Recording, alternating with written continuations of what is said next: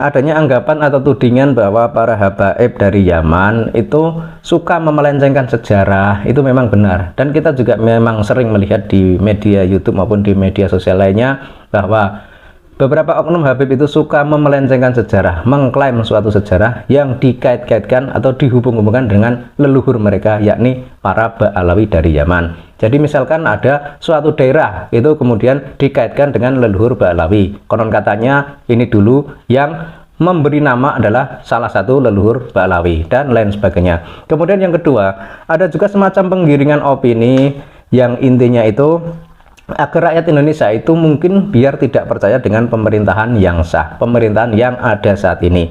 Dan tujuannya apa? Ya tentu saja, jika rakyat itu sudah tidak percaya dengan pemerintah yang ada, otomatis rakyat itu akan mencari pemimpin yang lain. Nah, jika sudah seperti itu, otomatis akan terjadi suatu kekacauan, entah itu kekacauan pikiran, entah kekacauan narasi, entah kekacauan yang sebenarnya. Jadi intinya apa? Intinya itu para habaib Ba'alawi itu ada segelintir oknum yang memang sengaja membuat narasi-narasi, penggiringan-penggiringan opini agar rakyat itu tidak suka dengan pemerintahan yang sah. Jadi intinya apa? Ya intinya agar orang-orang Indonesia itu percayanya hanya kepada para habaib saja, tidak percaya kepada pemerintah yang ada. Dan ini ada sebuah video dari salah satu oknum Habib Ba'alawi dari Yaman yang sangat menarik untuk kita simak bersama. Krisis apa nggak krisis sekarang? Jangan pura-pura ente. Indonesia ini dijajah sama Belanda 350 tahun nggak punya utang. Ini dipotong dulu ya. Jadi ini Pak Taufik Assegaf ya, ini dia bilang kalau Indonesia itu dijajah 350 tahun itu tidak punya hutang. Ini infonya itu dari mana?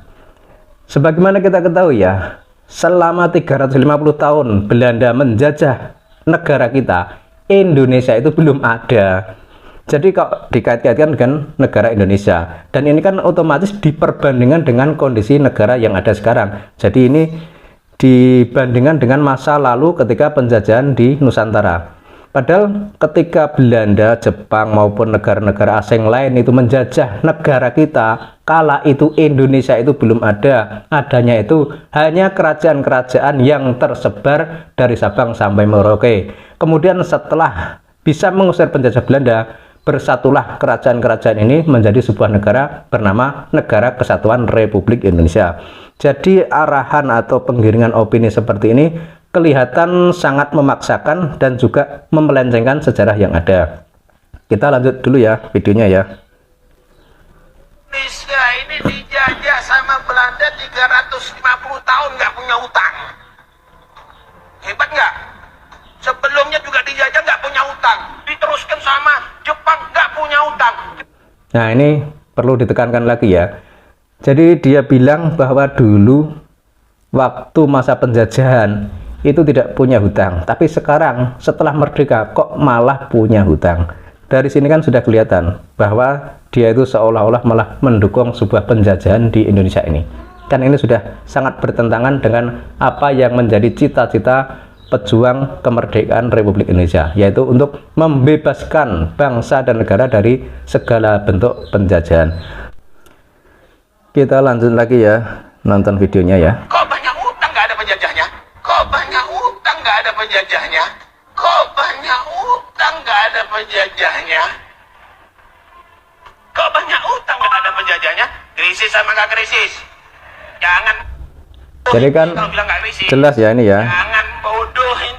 Dia bilang kok nggak ada penjajahnya malah banyak utang. Jadi di sini kan sudah kelihatan ya, nampak sekali bahwa penggiringan opini itu mereka itu ingin agar rakyat Indonesia itu tidak suka terhadap pemerintahan yang sah yang ada saat ini.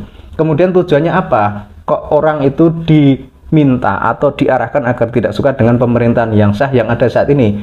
Ya tentu saja arahnya itu agar rakyat Indonesia itu memilih pemimpin dari kelompok mereka. Kemungkinan seperti itu. Jadi orang itu dibuat benci, dibuat tidak suka dengan pemerintahan yang ada, dengan pemimpin yang orang pribumi. Itu tujuannya agar orang-orang itu memilih pemimpin dari kelompok mereka atau dari negara mereka atau dari klan mereka.